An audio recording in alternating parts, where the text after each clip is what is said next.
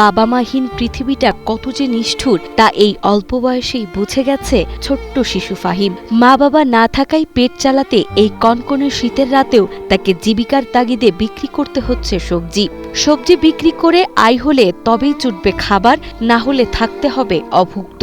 কষ্ট হয়, কি করব? আমার মা বাবা থাকলে আমি কি আসতাম বলেন? আমি এখন লেপের তলে ঘুমিয়ে থাকবো, স্কুলে যাব। মোটরসাইকেলে এসে ওর কাছ থেকে মাল নেয় মুখি মাছ পরা থাকে, হেলমেট মুখি দেওয়া থাকে, মাথায় দেওয়া থাকে, ওর কাছ থেকে মাল নেয়, টাকা দেয় না, সেখানেও মুস্তানি করে। সাতক্ষীরার এই শিশু জন্মের পরে মা বাবাকে হারান। ৬ মাস বয়সে মর্মান্তিক সড়ক দুর্ঘটনায় বাবা মার মৃত্যু হলে দরিদ্র খালাখালুর আশ্রয়ে বড় হতে থাকেন শিশু ফাহিম।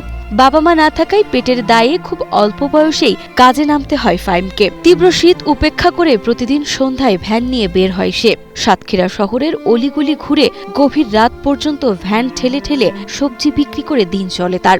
এতে প্রতিদিন ২ থেকে ৩০০ টাকা লাভ হয়। সেই টাকা খালুর হাতে তুলে দিলে তবেই মেলে থাকা ও খাওয়ার ব্যবস্থা। আমার যখন ৬ দিন বয়স তখন আমার মা বাবা মারা গেছে অ্যাক্সিডেন্টে। সন্ধ্যার সময় আসি আর রাত ১২টা ১টার সময় বাড়ি যাই। এতে আমার ১-২০০ টাকা লাভ হয়, এটা আমি খালুর কাছে দেই, এর বিনিময়ে আমি থাকা খাওয়া পাই। এই যে ছেলেটা এতেই অসহায়, মা নেই বাবা নেই, আল্লাহ বড় একটা দুঃখজনক ব্যাপার আর কি। খালুর পক্ষে ফাহিমের ভরণ পোষণ সম্ভব না হওয়ায় তিনি একটি ভ্যান কিনে দেন এবং প্রতিদিন বিক্রির জন্য সবজিও কিনে দেন। যে বয়সে স্কুলে যাওয়ার কথা, বন্ধুদের সঙ্গে খেলাধুলা করার কথা, সেই বয়সে উপার্জন করে ক্ষুধা নিবারণ করতে হচ্ছে এতিম শিশুটিকে। এর আগে আমি খালুর সাথে বেড়াতে খালু বেচতেছে, আমি শিখি, এখন খালু আমাকে নিজস্ব ব্যবসা করিতেছে।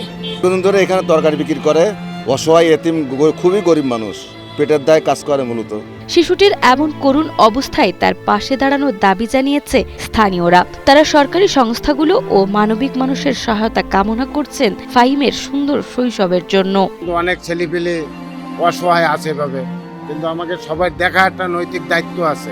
সমাজ আমরা আসলে আমাদের নৈতিক মূল্যবোধের আসলে অবক্ষয় হয়ে গেছে মনে হয়। সরকার দাবি জানা এদের একটু ব্যবস্থা করা উচিত। এই শীতে মানুষ বেরোতে পারে না, মানুষের আমরা তাই বেরোতে পারছি না। ছোট মানুষ বাইরে বেরিয়ে সে কাজ করে, তার সরকার যেন তাকে একটা ব্যবস্থা নেয়।